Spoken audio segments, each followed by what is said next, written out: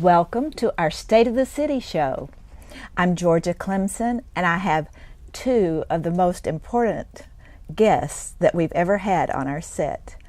I have our Honorable Mayor Ron JENSEN, and I have our City Manager Tom HART. Welcome, gentlemen. Thank you. Good to be here. Glad to be here.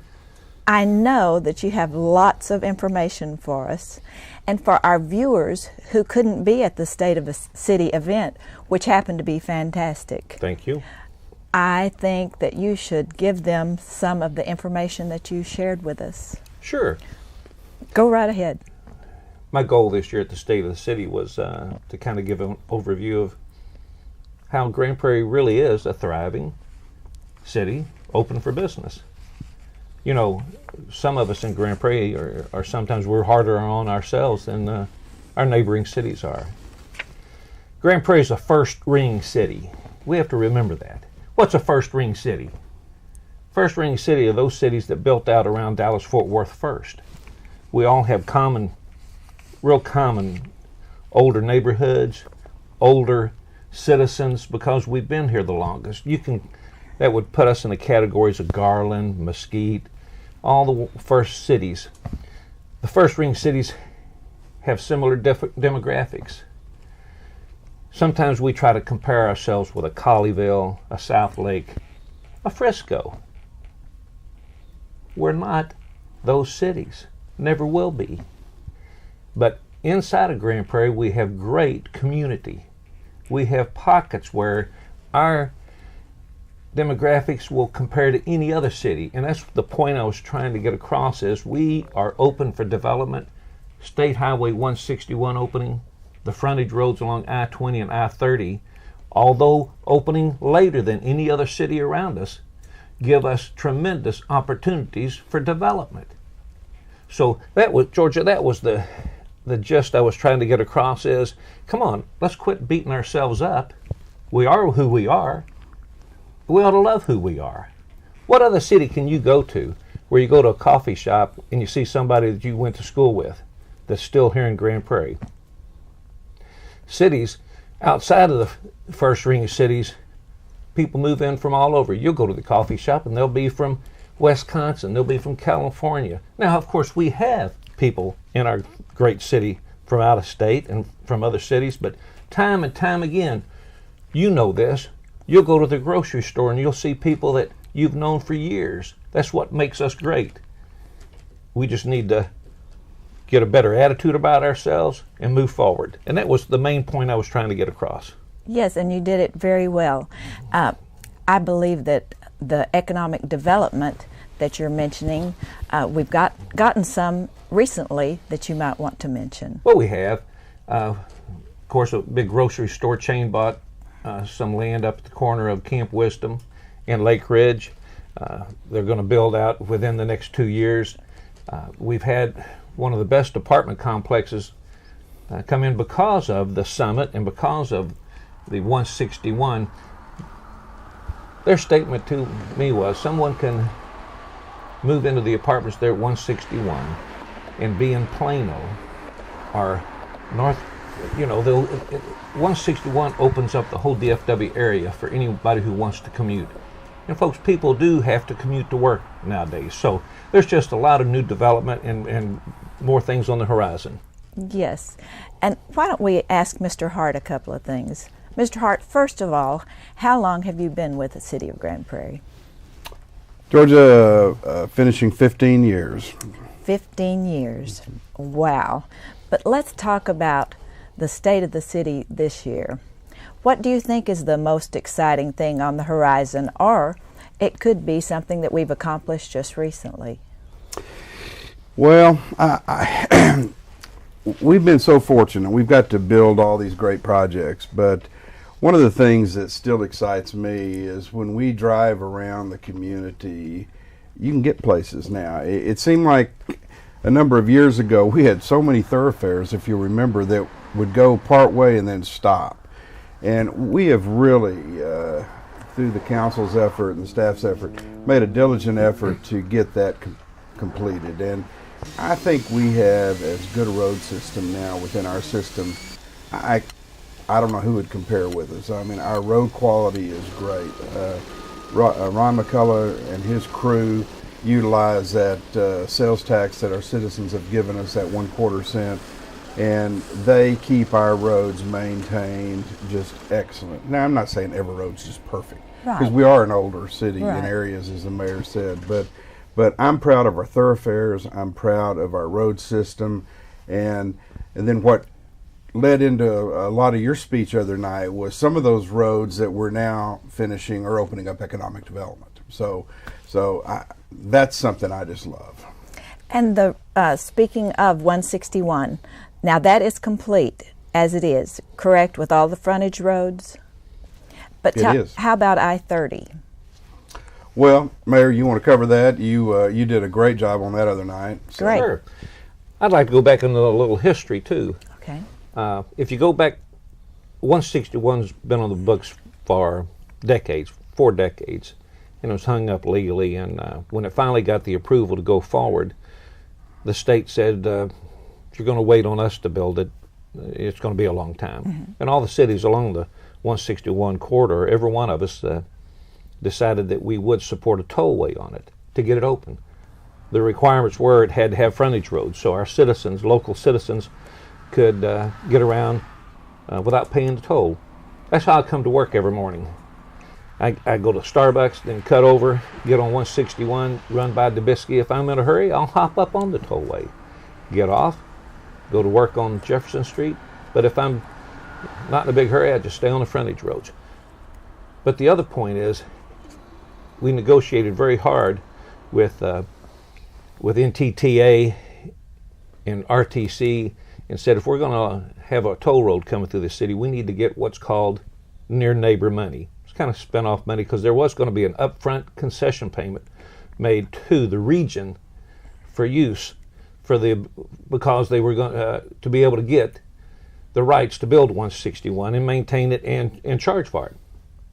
So the city of Grand Prairie benefited greatly from what we're calling near neighbor money. That was a spinoff of the money from the upfront concession payment for 161.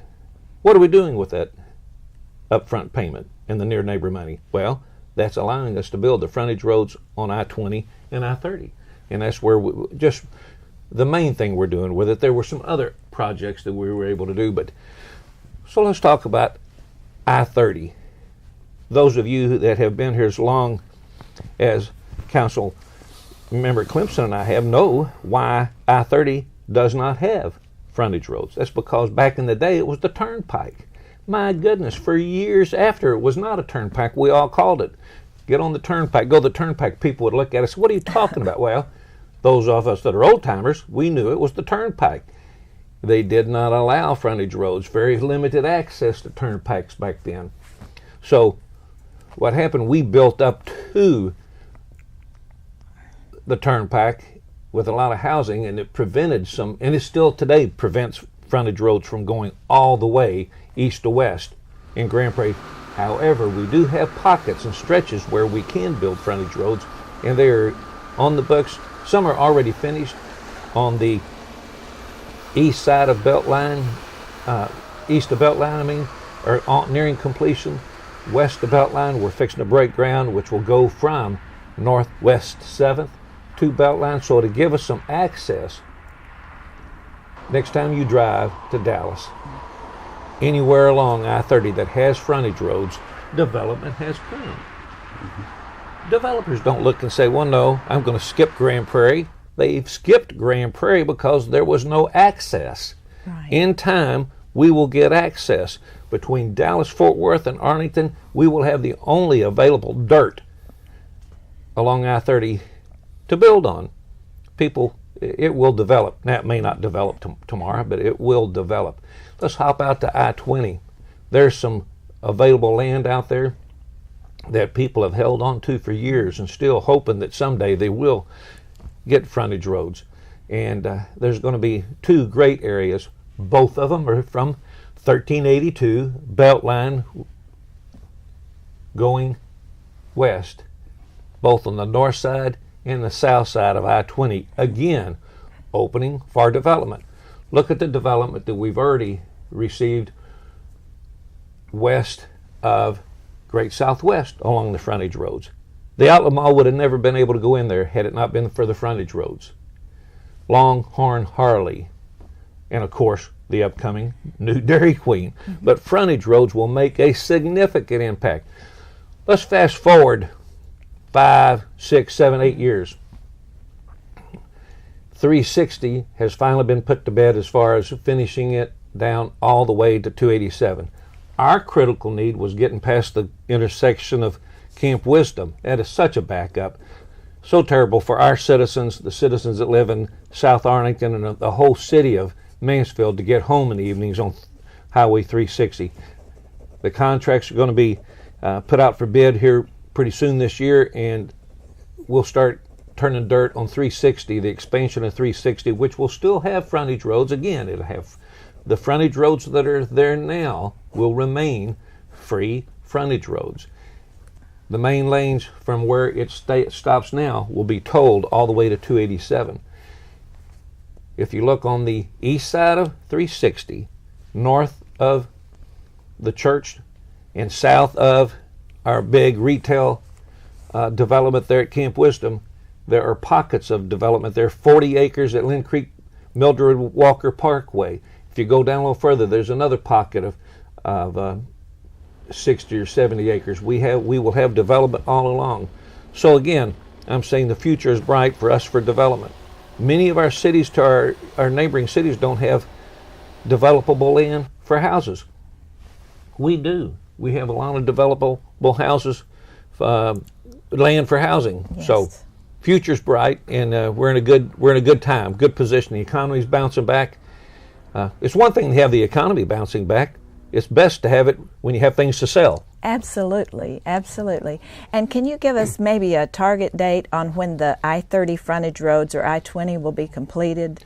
The I-20 frontage roads won't be completed for quite some time because they're just now in the phase of doing the design work. We think they will start construction on them in 2015 and looking at maybe 2018 completion. That's what I'm hearing. On I-30, the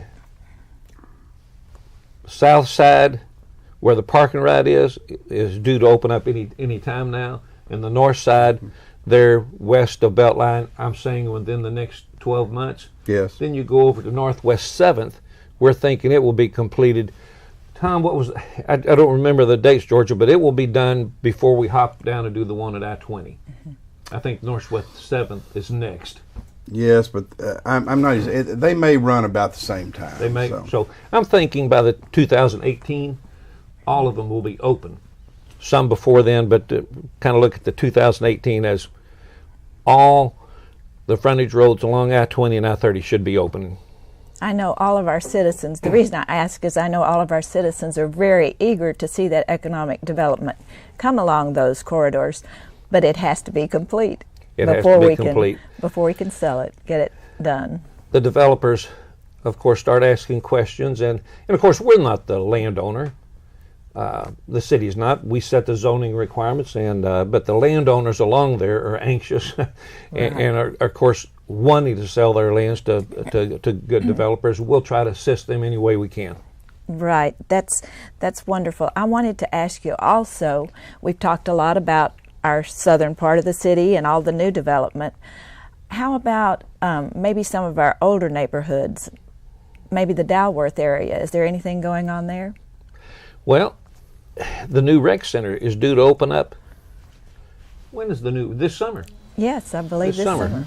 What a great expansion. Of course, I grew up in the rec center. I went to Crockett, which is now Charlie Taylor, and got to meet Charlie Taylor the other day, sat down and visited with him. He was here for a golf tournament. Still loves the city of Grand Prairie. I knew his half-brother, James Poochie Stevenson, and I asked him about Poochie, and so we just had a great visit. But the Dalworth Rec Center is due to open up this summer, major $3 million renovation to it, and that's we're hoping it will revitalize that neighborhood and just help a lot. Talk about older neighborhoods, let's hop on down to Main Street. We've invested a lot of money in Main Street, starting with the Uptown, Farmers Market, sidewalk repairs, facade improvements. You know, those aren't easy decisions, folks, whether to spend dollars to do facade improvements when the landowner wouldn't do it on their own. So we wanted to incentivize people to where there was no reason for them to say no. And we're fixing to start phase 3. And the council right now, after this phase 3, is kind of looking at, let's just finish phase 3 and see where we're at before we go forward with other phases. But it's been a great upgrade to downtown. New businesses are moving in. It's a lot better foot traffic. So if you haven't been down there, and there's lots of shows going on all the time at the Uptown. You need to check the schedule. There were some past TV personalities there this weekend, which was a great venue for them, a little 400-seat theater. And we've all been there, of course, and just love it. So downtown has trying to revitalize it. We will be trying to find a partner or a developer to move into the old fire station number 1, our historic fire station. If you've ever been to Bishop Arts District and gone to Gloria's, that's an old fire station. People are repurposing older buildings now to turn them into restaurants. So we think that'd be an ideal location for a restaurant. And how about the new fire station? I'm glad you mentioned that. Well, it's gorgeous. You need to go online and take a look at it.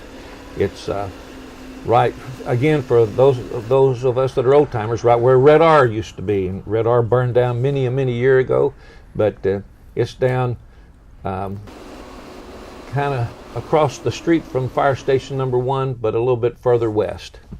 It'll be a perfect bookend to the west end of Main Street. A beautiful design, design.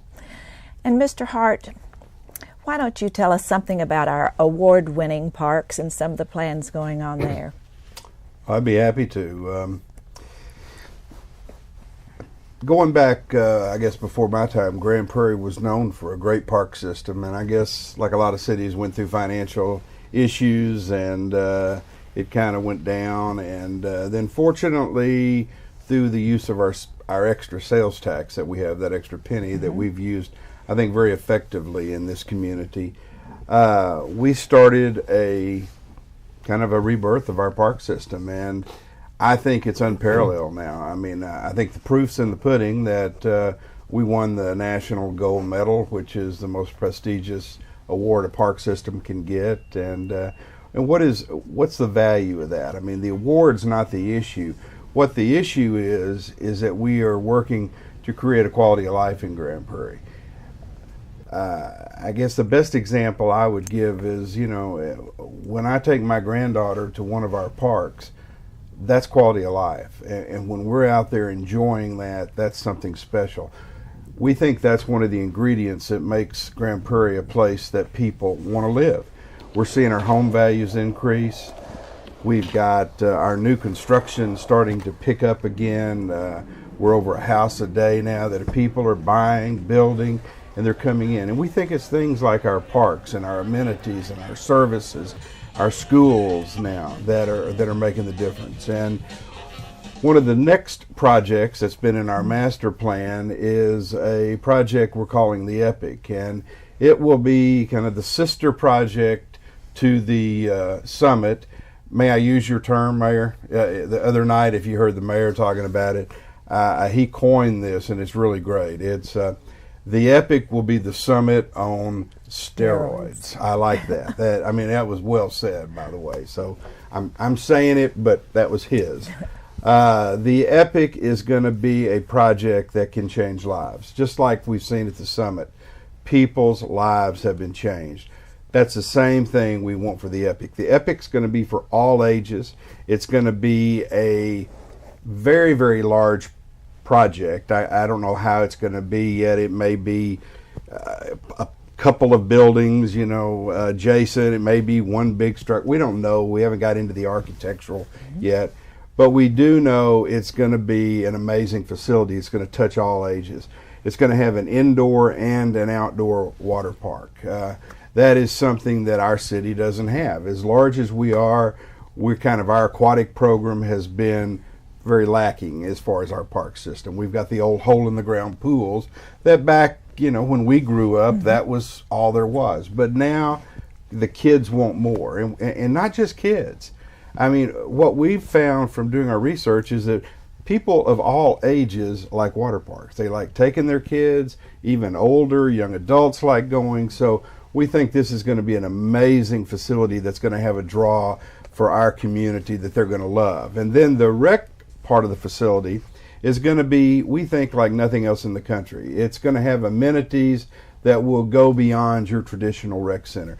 It'll have those things. It's going to have the gyms. It's going to have the, state-of-the-art weight rooms and free weights and, the racquetball and the aerobics and dance rooms. And I forgot all these new terms they're having. Yoga. Zumba and yoga. And I never can. Yeah, all that stuff. We're going to have all of that.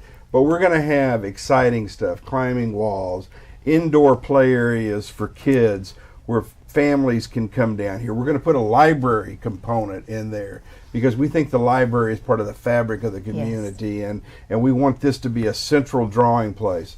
One of the things I think we're all excited about is looking at kind of a technological area that would include a place for young people that are interested in music and videography. They can come down, play their music, let other kids hear them. They can cut tapes in a recording studio, make, what do you call those, music videos. So this facility will have a little bit of everything. Probably a spa feature that people can come in and have the whole health and massage.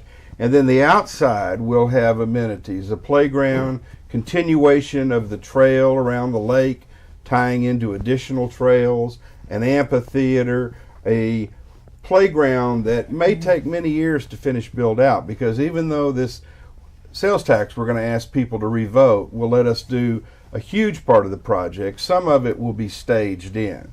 So there will be a playground for the new term you used the other day. Handy-capable. Handy-capable. Handy-capable. When you used that other night, I love that term. We want a facility that is inclusive for everyone, to come and play and have fun and bring families here. Central Park will become the gathering place for the community. And just as the Summit has been such a dynamic facility, the dawn of the Epic is going to be a new day. People are going to be proud. So exciting. And I want to speak on it a little bit Certainly. too. Grand Prairie is the 15th largest city in the state, 15th largest city, 129th largest city in the U.S. We deserve something like this. Our citizen deserves something like this. We need to quit having to drive to other cities to get amenities like this, to go to a water park, to go to... Our citizens have no great space that they can take their kids and do things like they're going to be able to do at our Epic. Why not us? Why not for us? And when it came time to look at, we're paying off the Summit and Quick Trip Park, the council got together and said if that quarter-cent would go away, and we thought about letting it go away, but then we looked at the master plan and things that our city needs, and we all unanimously said, let's let the citizens decide if they want this quarter-cent to continue, and let's build out our master plan at Central Park for something all of us can use. I made a statement the other night that was kind of a joke, but kind of true. Next door, Arlington voted themselves a half-cent sales tax to build Jerry's new $1 billion football arena over there. Now, I love going to Cowboy games when I can, but not everybody will in Arlington will be able to go inside that arena. So they voted themselves a half-cent sales tax to help Jerry make himself another $1 million or $2 million or $3 million. We're asking for our citizens to continue this quarter-cent sales tax, not a new sales tax, to continue it, to let us build a state-of-the-art facility that every citizen in Grand Prairie can use, every citizen, and be proud of. It won't make the national TV news when the Final Four's here, but if our facility was built during the Final Four, we'd be having activities that night. And our parks director and our park board want every citizen in Grand Prairie to be able to benefit from this Epic, and I'm sure we'll come up with programs allowing them. This is so exciting, and we could go on forever. But I want to thank both of you all for being here today. Grand Prairie is blessed to have a wonderful city manager and a wonderful mayor. And having you as our leaders, we are richly blessed, and we thank you so much for being here and sharing all this wonderful news with us. It's a great time to be in Grand Prairie, isn't it? Oh, it is. It is a great time. It is. And thank you so much for joining us today. I'm Georgia Clemson, and this is the State of the City.